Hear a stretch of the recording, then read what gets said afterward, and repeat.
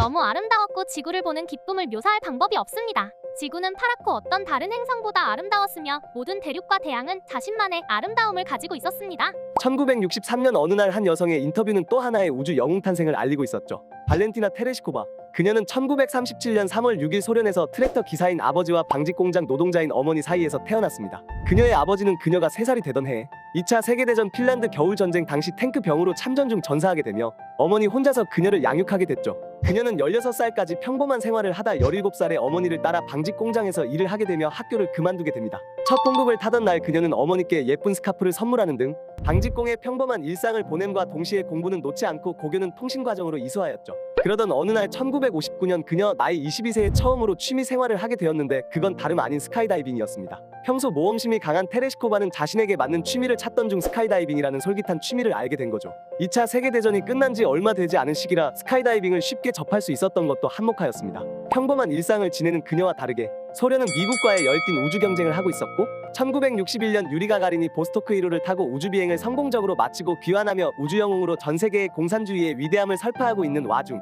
이 소식을 들은 그녀에게는 또 다른 모험심에 불을 붙이는 계기가 되었습니다. 당시 소련 군부 측에선 체제선전에 만전을 기울이고 있었기에 당시 초대 로켓 개발 총책임자인 세르게이 코롤료프를 통해 여성 우주 비행사를 우주로 보내자는 결론이 나왔고 유리 가가린을 우주로 보낸 지 얼마 지나지 않은 1962년 어느 날 군부는 여성 우주 비행사 모집 공고를 하게 됩니다. 이를 본 그녀는 한치 망설임 없이 지원하게 되죠. 지원자는 400명으로 체격 체력 테스트 등을 거쳐 테레시코바는 5명의 예비 후보에 선발되었으며 그해 11월 최종 선발까지 그들은 무중력 비행과 고립 테스트, 원심력 테스트, 로켓 및 우주선공학, 미국이 파일럿 훈련과 120여 회 점프 등 강도 높은 훈련과 학습을 받았으나 그녀는 다른 경쟁자들과의 교육 수준 차이가 나 더 많은 노력이 필요했음에도 내가 꿈을 가지고 있고 그 꿈에 모든 힘을 쏟는다면 너는 실패하지 않고 달성할 수 있다 는 신념을 갖고 포기하지 않았죠. 최종적으로는 그녀에 비해 더 높은 성적을 받은 이가 있었으나 그녀의 배경과 취미는 발탁되기 너무 좋은 요인을 갖고 있었습니다. 첫째, 프롤레타리아 계층 민간 노동자 출신인 점.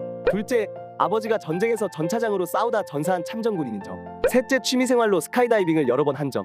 당시 우주선은 충격 때문에 지면에 곧바로 착륙할 수 없어 6000m 상공에서 비행사가 낙하산을 타고 탈출해야 했으며 민간 출신 여성 우주 비행사라는 것은 체제 선전에 매우 효과적인 조건이었기 때문에 당시 서기장인 니키타 흐르쇼프는 최종적으로 그녀를 뽑았다고 하죠. 그녀가 우주로 나가기 위한 모든 준비를 마쳤을 때는 그로부터 1년 뒤인 1963년이었습니다. 1963년 6월 16일 12시 30분 그녀는 마침내 소련 바이코누르 우주기지에서 보스토크 6호를 타고 우주를 향해 출발할 수 있었죠. 그녀는 비록 비행 내내 우주멀미로 고생하긴 했지만 총 이른 시간 50분 동안 지구를 48바퀴 돈 뒤 무사 귀환하는 데 성공하였으며 지구에 무사히 도착하자 당시 소련을 통치하던 서기장 니키타 흐르쇼프는 여성은 약하지 않다. 며 추켜 세우며 선전을 한 덕에 또 하나의 우주 영웅으로 추앙받게 되었습니다. 그녀가 우주 비행 중 지구로 보낸 첫 메시지인 여기는 갈매기 는 강하고 자유로운 여자를 뜻하는 유행어가 되기까지 하였습니다. 그 이후 인터뷰 중 그녀는 우주에서 바라본 지구는 평생 잊지 못할 것이라며 그때의 심정과 지구에 대해 너무 아름다웠고 지구를 보는 기쁨을 묘사할 방법이 없습니다. 지구는 파랗고 어떤 다른 행성보다 아름다웠으며 모든 대륙과 태양은 자신만의 아름다움을 가지고 있었습니다.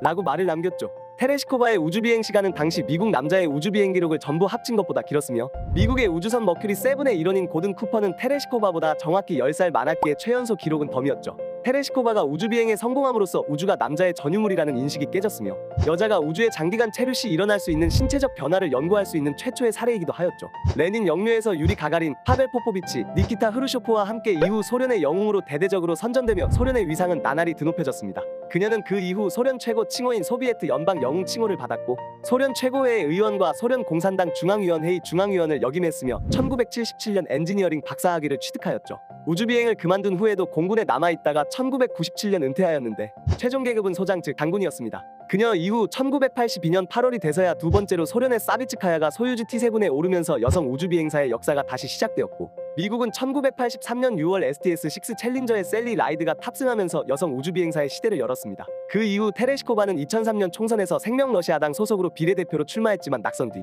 통합 러시아에 입당해서 야로슬랍을 주의원으로 재직하다가 2011년 총선에 출마해서 당선한 덕택의 국회의원으로 재임 중입니다. 그녀는 대한민국과도 인연이 있는데 한국인 이소연의 우주비행을 응원하기 위해 바이코누르 우주기지를 훈련기간 중 3번 이상 방문하여 여성 우주인 선배로 격려를 아끼지 않을 만큼 이소연을 높이 평가했으며 이소연은 정말 이해력이 높고 적극적이다. 이런 장점은 우주에서 큰 도움이 될 것이며 우주 실험 임무를 잘 해낼 것으로 보인다. 이소연은 이소연만의 우주 역사를 세울 것. 이라며 조언을 아끼지 않았다고 합니다. 이처럼 우주영웅으로서 많은 이들의 귀감이 되는 그녀의 행보에 감사드리며 마무리하겠습니다. 취부엉이었습니다.